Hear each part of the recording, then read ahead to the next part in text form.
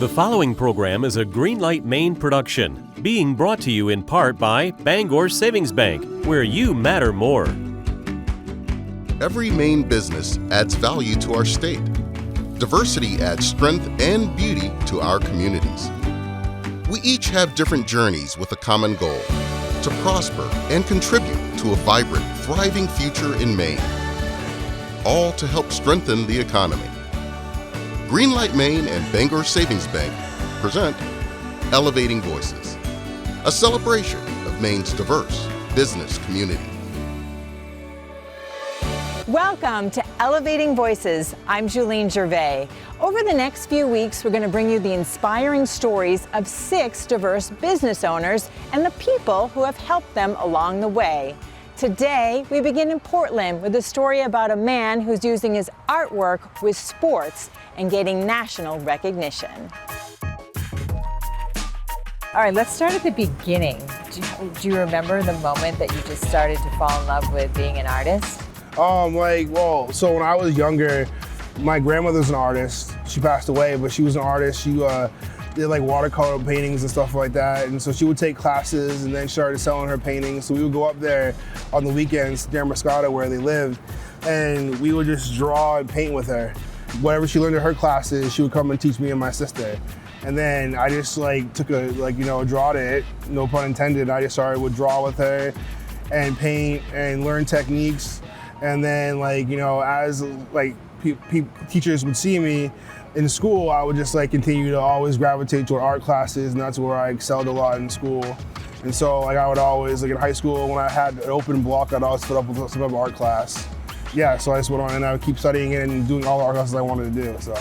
And so did you majored in that in college? So I double majored. I was a studio art major and new media major, because I wanted to be a graphic designer / architect when I was at Maine, but I didn't know how to do it. New media and studio art was kind of a combination.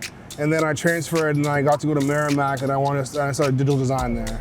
I didn't do art when I first graduated. I was trying to figure it out. So then my dad, he worked at a daycare or preschool called the Children's Center. And so I started working there.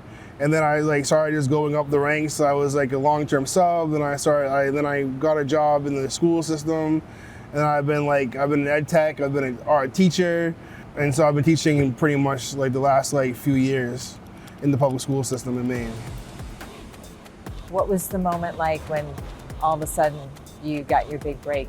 How did that come to be? I actually didn't do it with shoes. I did it with, I went viral in 2020 for the George Floyd piece I did.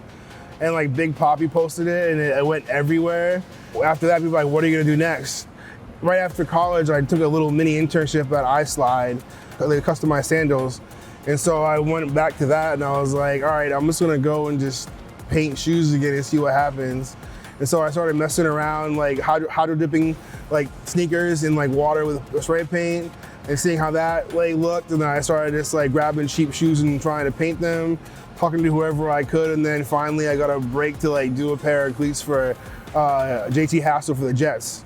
And he played the Patriots actually, ironically enough, and now I work for them and do their My Cause, My Cleat program.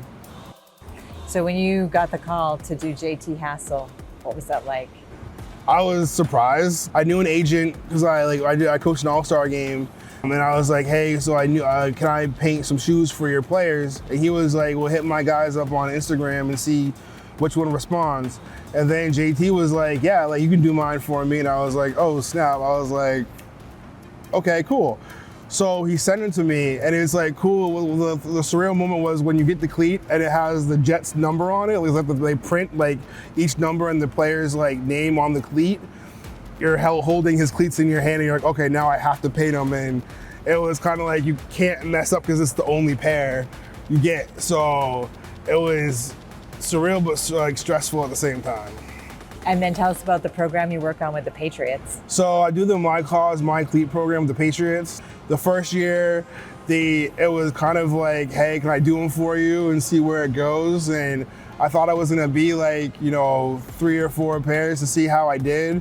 Ended up being 33 or 34 pairs. Last year I got to go down and design with the players in person. What was that experience like when you got to go down and meet the players? It was nerve-wracking, but it was also cool because when you meet the players, they're just like regular people. Like you talk, and then you talking with them about life, and they're just the same like person like you are. You can really dive in and see like what they like and like, you know, how they want to represent their causes and stuff like that, and you get to like, you know, take what their vision is and put it on a pair of cleats. Just see the whole thing come together, and they have more of a really interaction of designing it. It's pretty cool. And then I'll bring the pair home and I'll paint it at my house, and then I'll send it back to them. We do a debrief after, and everything's been like nothing but like, you're amazing. Like everyone loves like their shoes or their cleats. Oh, let's talk about the Maine Celtics. So the last couple of years, like me and Duan, who's the president of the Maine Celtics, like he's been a real mentor to me about a lot of stuff, like business-wise, social stuff, everything like that, since I met him. So we met by chance in the community. He was pushing his shoes and his design on his shoes early on, and I was aware of who he was just walking around, but then once I saw some of his work that he was doing for some of the kids around, I was like, hey, what do you think about doing a pair of shoes for me? When we rebranded to the Maine Celtics from the Maine Red Claws, I asked him to do something special, you know, and like showcase I wanted to show a convergence of us going from the Red Claws to the Maine Celtics, and he came up with the design, and I think it was something that he thought about quite handedly, and when he came up with it, I was like, looks perfect to me. I don't want to add anything to it. And the next thing you know, it was put to play on my shoes. And the next thing you know, people were like, where'd you get those from? So what it basically did was start a relationship with a local artist here. And in the sports and marketing industry, we oftentimes look to elevate talent, highlight talent, bring awareness to talent. And with him, that was a natural fit and flow from there. And, you know, as we designed promotions that involved customized jerseys, giving him the opportunity to come up with a jersey for us was the natural evolution step as well too, next step. He wanted to do a project based on the Black history of Maine. We've done 2 jerseys so far that talk about like the history of African Americans in Maine. And that was probably the most pivotal for me, and particularly when you talk about our brand and who we are as a community partner, and more importantly, elevating our presence around social issues. His designs and his background being from Maine, and then association with a few other arts organizations helped really come up with something that was pivotal, and it set a pathway for us to be able to create a narrative that hopefully we can continue to grow, to continue to showcase the rich Black history that Maine does have, and that's deserving to be known. What do people say at the games? I'm sure you've come to the games and... They like them from what I understand. I mean, I've seen like feedback on social media, they like them. I kind of just like to keep a low profile, even though I'm pretty big. I'll come in, watch the game, and I'll kind of get my t-shirt and I'll leave. So it's like, I mean, I'll stop and talk with people, and when I talked to people last year, they liked them. They were surprised at how much detail went in, because if you actually like look at the design and go to the description of the design, it's actually like pretty detailed on how we came about that design and why we chose those colors and why we chose those certain graphics. Trying to tell a whole visual story and stuff like that through the jersey. You're gonna do it again this year? I love to keep doing it. I love doing this stuff. This is like what I do on my, it's funny, I do it on my spare time, but it's becoming a full-time / part-time thing, so. Is this like a dream come true, or is this like... it's cool because like I get to mesh a lot of my passions together. Like I always try to like figure out how to like mesh sports and art together because of my 2 favorite things. So like this year in my school, so I brought my graphic design 2 class down to we work with the Maine Celtics on a game day poster, and then I brought the whole class down to the Patriots, and we did a whole tour of Gillette, and then we also went to their broadcasting room and stuff like that. So I've been able to mesh it all together, and it's been pretty cool to give like kids opportunities that I have that I thought I'd never have, just to get them exposed to the new stuff. And just, like I like to show them how you can. People like kind of are weird about art sometimes, but you can like show them how you can actually make money at it. So. Any advice that you would give to others who are following their passion? Or I would just say don't give up. It takes a while. Like it's that old, like I guess it's like a Chinese proverb of like a bamboo tree where it grows for like 5 years underground, then it sprouts up and it happens overnight. Like, and it's whether is it happen overnight or was it 5 years? The thing is like it takes a while, but then you never know when it's gonna happen, when your moment's gonna happen, and it happens fast. Like, I didn't know the Patriots were gonna let me do the cleats, but once that happened, it's like you're in it like full tilt. You asked for this for so long, and then all of a sudden it's like here, and like you have to like produce. Keep working at whatever you're doing, and then it was gonna happen, and when it happens, be ready for it.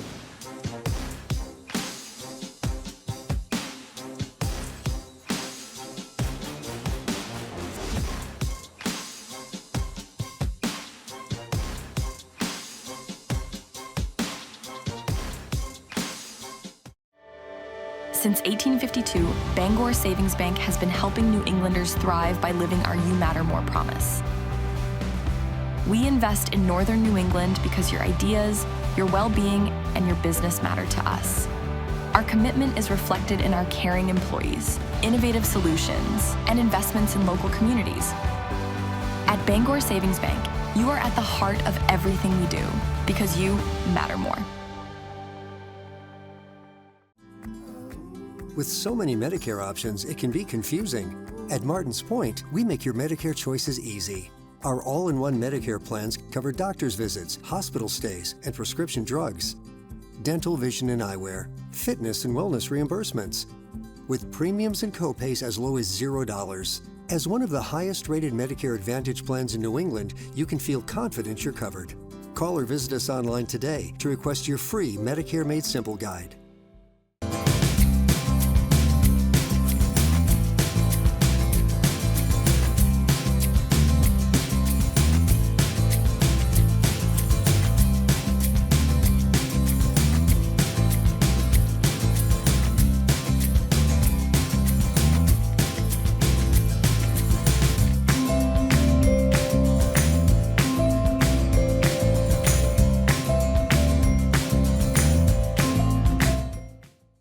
Darlings Brunswick Ford has pickup and delivery service. Our team saves you time by picking up your vehicle for a service appointment and then dropping it off when it's done at no cost to you. Call 844-5945 today. With Thomas College, it's possible to earn a degree in 3 years and a master's in 1. It's possible to find yourself graduating career-ready through one of the nation's first guaranteed jobs programs. It's possible to become the future you, the one you dream to be. Because for 130 years, we've been dedicated to helping students unlock their possible. Because we are in the business of possible. That's Thomas College. Unlock your possible at thomas.edu. Welcome back to Elevating Voices. We're about to enter the world of fashion design. We're going to head on over to Washington Ave and experience the beautiful designs of Luxe by Dorcas.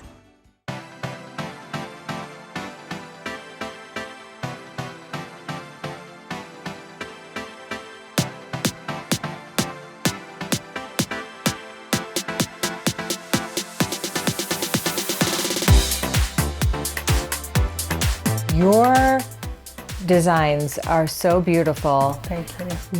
When did you first realize that you wanted to sew?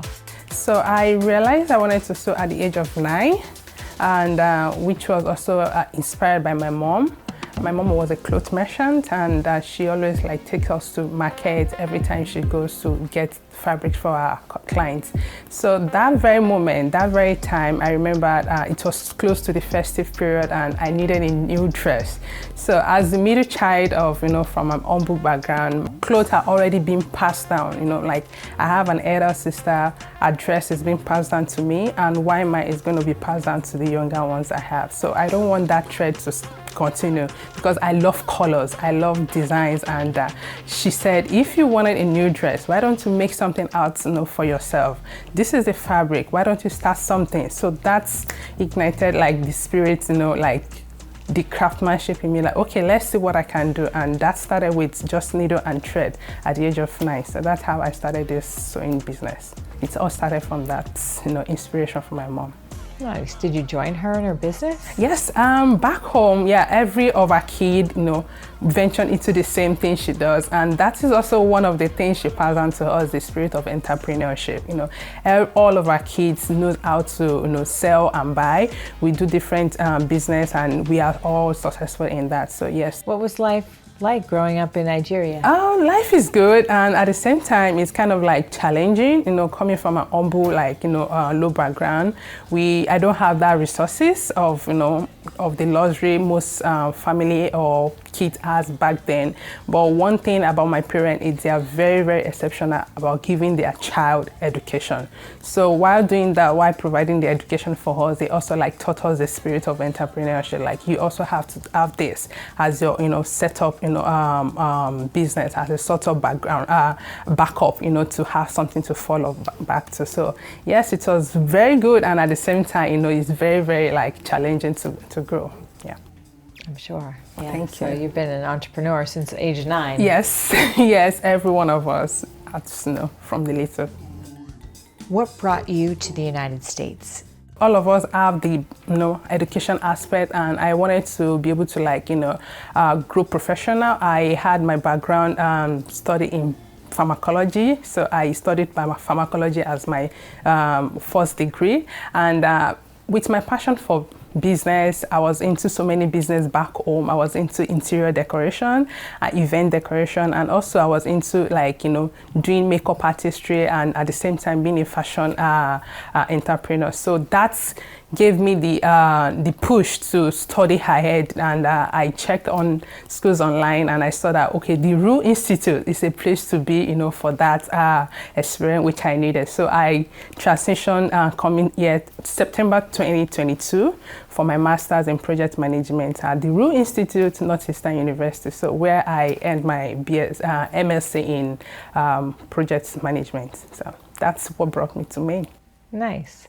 And how's it been here? What did you like? What was shocking? What was, Maine is a place to be. It's wonderful. It's safe. It's the people are very welcoming, just like you, and very supportive. Also, getting to be able to get into that line of how can you feel accepted, in a strange land where you've never been before. So that's was one of the challenges I had, but it was pretty good, after I started telling people about my story, people about what I can do, and it's kind of welcoming. So right now I work fully as a placement specialist with FedCap, where I help new Americans get settled down in Maine to get most of the resources they need, such like connecting them with employers on their skills, and at the same time most of them kind of want to learn a second language, which is English. So, and getting them settled in Maine, getting them the resources, and being able to help.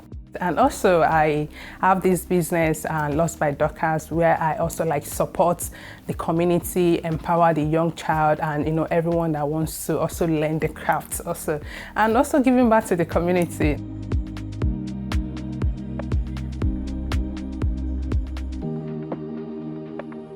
I love how every one of your designs has a message behind it. You were telling me the night of the fashion show about what you take into consideration when you're making somebody's design. And the idea about what I make is about telling your story through what you wear.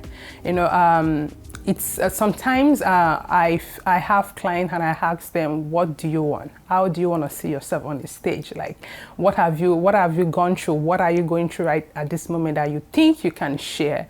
And that will make you feel comfortable, because the clothes doesn't have to wear you. You have to wear the dress. You have to feel elegant in that. So I ask them those questions, and they tell me, oh, I feel like this is what I'm going through right now, and I feel wearing this kind of dress or design makes me exceptional out of all the people that we are going together. So just of recent, I have someone that she's married and she's a mom of 2 kids, and she told me she has never been sewn before. She has never been measured before.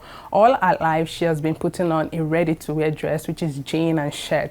And I asked, how do you want to feel? She said, make me something exceptional, make me something different from what I'm used to. That gives me the message, for her of what she wants to pass across at that moment in life. So I created a beautiful piece for her, and when she saw it, she looked so amazing. The daughters were like, Mom, this is beautiful. You look like a new bride. So that's also one of the message, that that is how you need to be, dressed. You need to tell your story through your dressing. You need to like stand out differently at that particular time, in life. So that is what brings out all the inspiration behind what I do. That's so beautiful. Thank you. In the fashion show, you had beautiful gold dresses. What's the story behind the gold? Gold is, we know what gold stands for. It's precious. It stands out, out of many. So gold is like you radiating, and shining more. You have that essence of beauty. You have that essence of intelligence in you. But what also do you want people to see? You want people to like see you differently, shining in a different way. I use gold a lot. Most of my design also, it also blends with your hair, aesthetics, and at the same time, gold is something you can't do without, and everybody wants gold. What are you looking for if you don't get a gold, outfit in your wardrobe? So gold shines, it's what everybody is up to, like looking forward to. So that's one of the design, I have there also. Yeah, that's beautiful. Thank you. All the dresses that I have modeled for Dorcas have been amazing and make me feel like I own the runway, not because of only my confidence, but it gives me more confidence. She's empowering, she's extremely hardworking, she's dedicated. She puts her heart, her love, her attention, it's a piece of her. And then you had those big... Okay. Okay, so for that big dress, that's a Cinderella look. Immediately I got notified about the fashion show. I told the organizer, I want this particular person to wear this dress because Chloe, she's a beauty to behold, and that dress, I don't think anybody could have winged that, wear that graciously, aside her. She has this beauty in her to be able to irrespective of what you give to her, she kind of turn it around and make the best out of it. I feel she's the best part of the, that dress. That dress is made for her. My clothing line deals with story, but at the same time, who can fit in any position? There are some people that have wired that way that if you're giving gold, they switch to that gold tone. If you're giving silver, they switch to that tone. So she is that kind of person, and I feel, okay, I want this look, I want this Cinderella effect, and I feel who is the right person to wear that dress. So that is why she has that dress on that very day. You definitely captured it, so yes, beautiful, Thank beautiful you. work. I know a lot of people say, oh, I don't have an occasion before you wear this. You don't have to have an occasion, just dress. Dress to, to bring out your inner child out. I feel it's more also encouraging for you and people in Maine accepting this form of new design.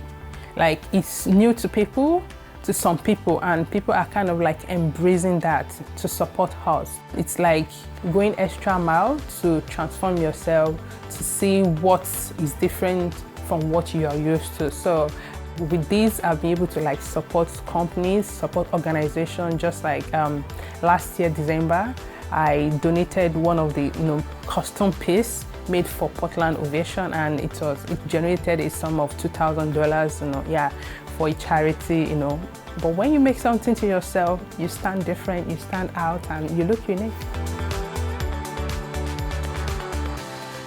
Any advice for other people, either doing this line of work or just starting a business? So I would say do it afraid.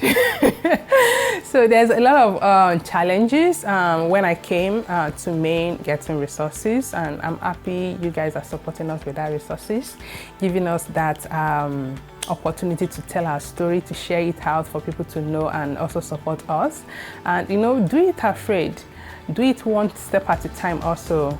Improve yourself, and at the same time connect with like-minded people like you, people that share the same ideas, the same beliefs, and at the same time, give out also to the community, support the cause, That's it.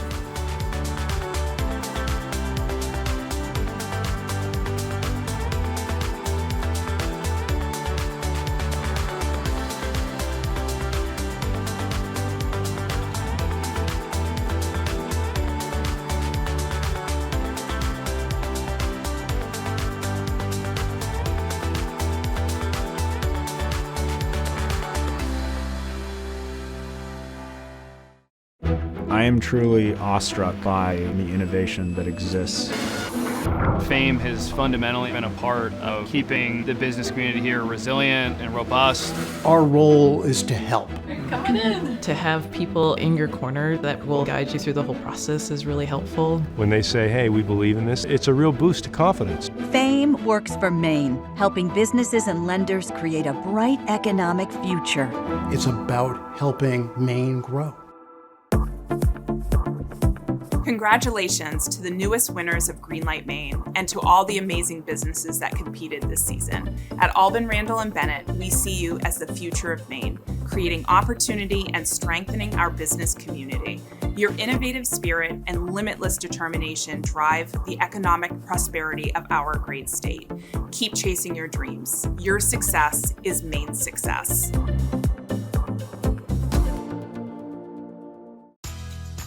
Whether you're a small business or a big business, whether you're cutting edge or looking at a traditional industry in a whole new way, whether you're on the coast, in the city, a small town, wherever, if you're an organization here in Maine, if you want to innovate and if you want to grow, we want to support you. We're the Maine Technology Institute. Located off I-95 in Oakland, First Park is known as Central Maine's most connected business park. It features high-speed fiber internet, 3-phase power, and is located in a foreign trade zone, connecting your business to a world of opportunity. With shovel-ready, pre-permitted sites and only a short distance to the local airport and rail service, First Park also makes it easy for entrepreneurs, innovators, and businesses to distribute or receive products around the globe. Interested in locating your business to First Park? Get an exclusive offer at firstpark.com/gift.